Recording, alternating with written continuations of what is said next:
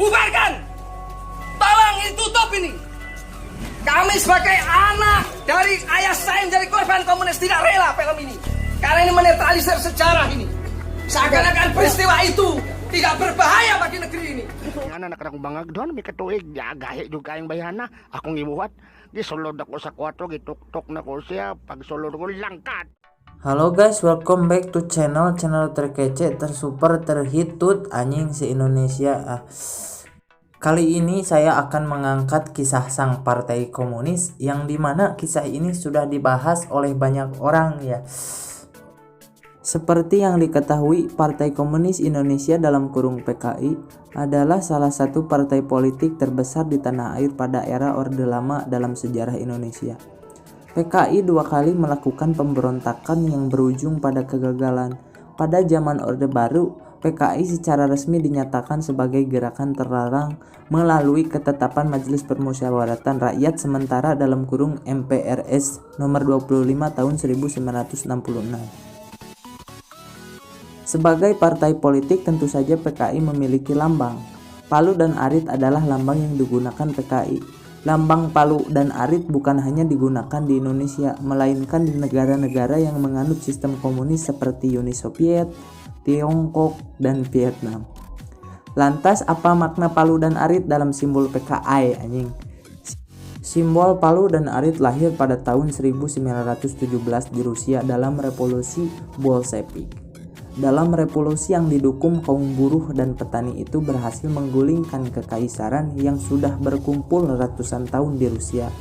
Setelah Rusia runtuh, muncul Uni Soviet. Palu adalah simbol yang mewakili buruh, sedangkan Arit adalah simbol petani, artinya kaum buruh dan tani bersatu untuk menggulingkan pemilik modal. Revolusi Bolshevik yang dipimpin oleh Vladimir Lenin. Dalam perkembangannya, Uni Soviet menjadikan Palu dan Arit dalam lambang benderanya. Di negara dunia ketiga, ideologi komunis digunakan untuk melawan kekuasaan kapitalis. Pada tanggal 1 Oktober, Mao Tse-tung, Presiden Tiongkok memproklamirkan berdirinya Republik Rakyat Tiongkok dengan ide komunis sebagai haluan politiknya. Di Indonesia sendiri, paham komunis mulai berkembang pada awal abad ke-20. Paham itu pertama kali dikenalkan oleh Henk Sneevliet. Mulanya ia mendirikan Indische Sociale Vereniging pada tahun 1920.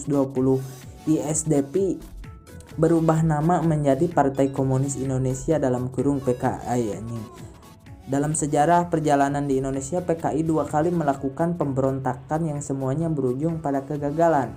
Pemberontakan pertama terjadi pada tahun 1926 di Jawa Tengah dan Sumatera Barat. Namun pemberontakan yang bertujuan menumbangkan kekuasaan kolonial gagal. Akhirnya pemerintah kolonial Hindia Belanda secara resmi melarang keberadaan PKI. Begitu tiba di tanah air, ia segera menjalin koalisi dengan Amir Syarifuddin yang juga mantan Menteri Pertahanan Menhan. Madiun Jawa Timur dipilih sebagai pusat komando komunis di Indonesia. Namun lagi-lagi pemberontakan tersebut berhasil dipadamkan pemerintah Indonesia. Musso, seorang tokoh Partai Komunis Indonesia, harus tewas dan baku tembak dengan Tentara Nasional Indonesia. Sedangkan 11 pimpinan PKI termasuk Amir Syarifuddin tewas dieksekusi. Dalam pemilu tahun 1955, PKI berhasil mendulang suara cukup tinggi. PKI berada di posisi keempat setelah Partai Nasional Indonesia dalam kurung PNI. Masyumi dan Nadatul Ulama dalam kurung NU. Dalam waktu singkat PKI berkembang dengan pesat di Indonesia. Indonesia menjadi negara komunis terbesar ketiga di dunia setelah Uni Soviet dan Cina. Kebesaran PKI hanya berlangsung selama 10 tahun saja. Pada tanggal 30 September 1965, 7 jenderal TNI Angkatan Darat dan beberapa perwira TNI lainnya ditemukan tewas di berondong peluru. Sedangkan Jenderal Abdullah Haris Nasution sebagai panglima tertinggi berhasil lolos dari penyerangan pasukan liar.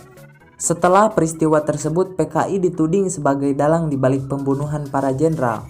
Dalam waktu singkat, PKI segera dibersihkan dari kehidupan politik, sosial, dan dinyatakan sebagai partai terlarang. Anjing, hakan takut bro PKI. Kita selalu bersama-sama membela negara kita, perjuangan kemerdekaan kita, membela pemimpin besar kita, membela cita-cita rakyat kita.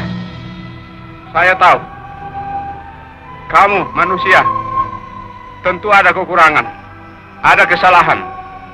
Kita semua demikian. Tapi saya tahu, kamu semua telah 20 tahun penuh memberikan semua dharma baktimu, semua yang ada padamu untuk cita-cita yang tinggi itu. Dan karena itu, kamu biarpun hendak dicemarkan, hendak difitnah bahwa kamu pengkhianat, justru di sini kami semua saksi yang hidup. Kamu adalah telah berjuang sesuai dengan kewajiban kita semua, menegakkan keadilan, kebenaran, kemerdekaan. Tidak ada yang ragu-ragu. Kami semua sedia juga mengikuti jalan kamu. Jika memang fitnah mereka itu benar, kami akan buktikan. Rekan-rekan, adik-adik saya sekalian, saya sekarang sebagai yang tertua dalam TNI yang tinggal bersama lainnya akan meneruskan perjuangan kamu, membela kehormatan kamu. Menghadaplah sebagai pahlawan, pahlawan dalam hati kami seluruh TNI. Sebagai pahlawan menghadaplah kepada asal mula kita yang menciptakan kita, Allah Subhanahu wa Ta'ala. Karena akhirnya dialah panglima kita yang paling tertinggi. Dialah yang menentukan segala sesuatu, juga atas diri kita semua.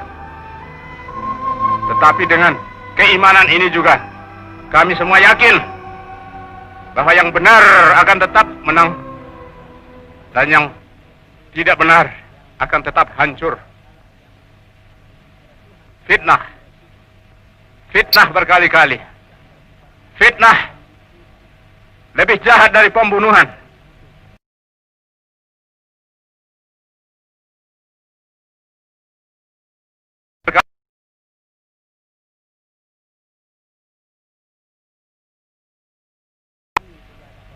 Fitnah lebih jahat dari pembunuhan. Kita semua difitnah. Dan saudara-saudara telah dibunuh. Kita diperlakukan demikian. Tapi jangan kita dendam hati. Iman kepada Allah Subhanahu wa Ta'ala, iman kepadanya meneguhkan kita, karena Dia perintahkan kita semua berkewajiban untuk menegakkan keadilan dan kebenaran.